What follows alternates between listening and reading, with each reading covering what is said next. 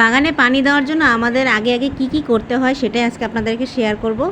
আপনারা দেখতে থাকেন। নদীর পাড় থেকে মাটি নিয়ে আসতেছি, সেটা কি করব সেটাও দেখেন।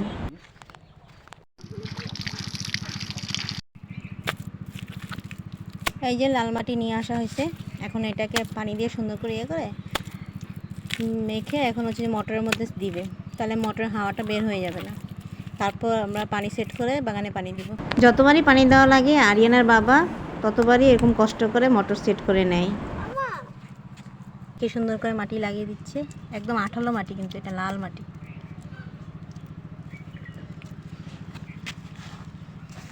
আর আরিয়ানা দেখেন কি মনোযোগ দিয়ে বসে বসে দেখতেছে।